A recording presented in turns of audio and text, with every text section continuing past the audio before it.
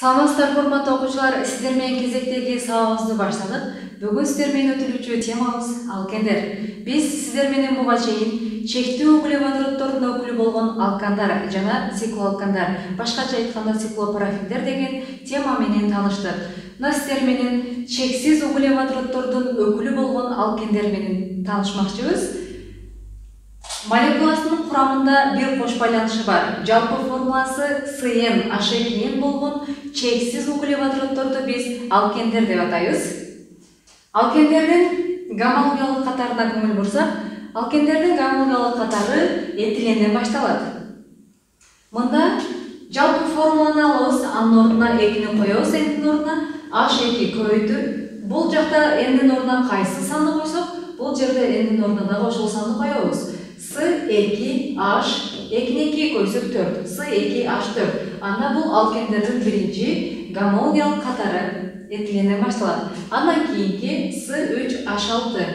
Негизи алкандарды атаганыбызда пропан, этан деп атачубуз. Ал эми алкендерде биз атайбыз N жана илен мүчөсүн кошуп атайбыз. Этилен же этен деп атайбыз. Ал эми пропилен же пропен деп атайбыз. Мында курамында бир кош байланышы бар. Бул жерде органикалык бирикмеде көмүртектин 4 валенттүү экенин дайым эске алышыбыз керек.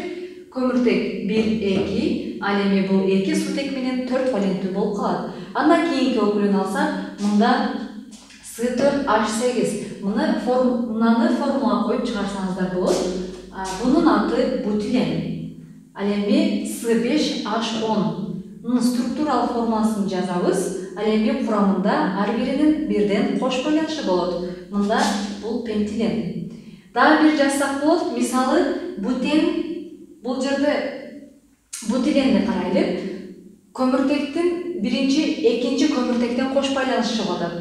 Бул жерде ал эми дагы башкача түрүндө жазсаңар болот. Кош байланышты мындайча жылдырып жазсаңар болот. Бул жерде биринчи көмүртектен кош байланыш чыгып аткан үчүн 1, 2, 3, 4.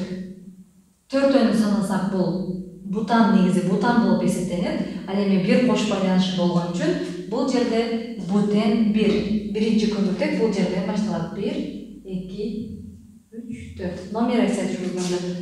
Ал эми шуну улантып, гексилен, гептилен, октилен, нонилен жана децилен деген заттарыбызды биз структуралык формуласын жазып, ал жерге бир кош байланышыбызды кошуп, гомологиялык катарын акырына чейин түзүп коебуз. Андай эмесе алкендердин изомериясына көңүл бурсак, изомерия дегенди эске салып кетели. Изомерия бул курамы түзүлүшү бирдей, бирок физикалык химиялык касиеттери ар түрдүү болгон заттарды айтабыз.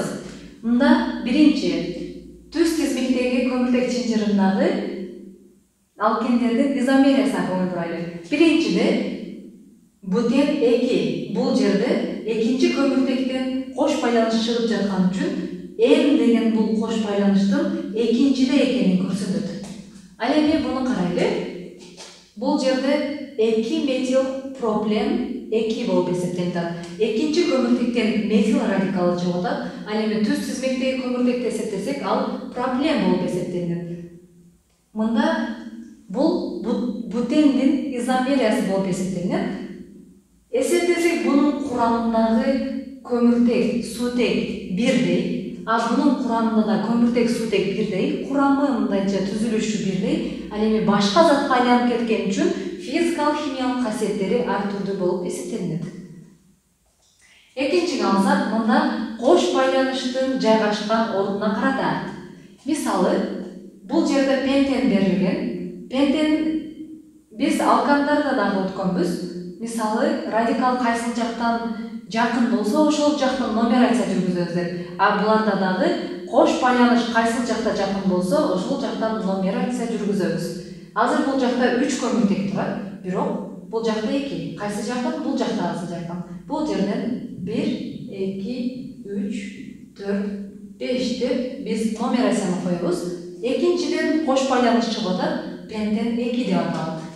Ал эми мында кош байланышты жылдырып койсок, бул дагы пентендин изомериясы, пентилендин изомериясы болуп эсептелет. Пентен 1, биринчи көмүртектен кош байланыш чыгып атат. Мекендеги изомерияны карасак, мында сиз бутен эки. Сиз деген эмнени түшүндүрөт? Бул бир тарапта дегенди түшүндүрөт. Ошон үчүн сиз бутен эки деп аталат бул зат. Ал эми ар тарапта болсо, анда трансбутен эки деп эсептелет. Алкендердин алынышы. Биринчи, алкендердин алышында дегидратация реакциясы. Мында спиртти ажыратканыбызда бул С2H4. Кайсыл? Этен деген затыбыз жана суу бөлүп чыгат. Мында дегидратация дегенде сууну бөлүп чыгаруу менен жүргөн реакцияны биз дегидратация дейбиз. Ал эми гидратация деген бул суу кошулган реакцияны айтабыз.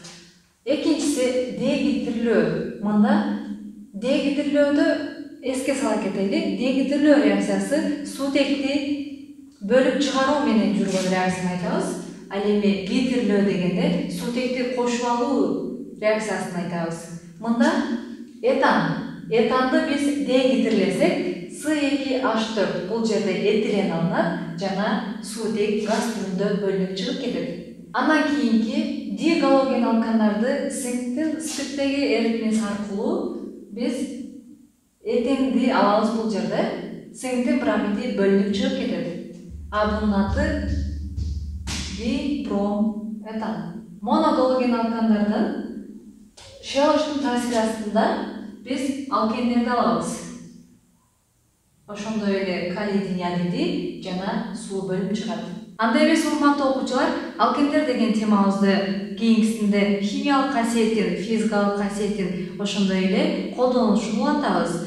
Сиздерге тапшырма гомологиялык катарын акырына чейин бүтүрөсүздөр. Анда эмесе, саламатта калыңыздар.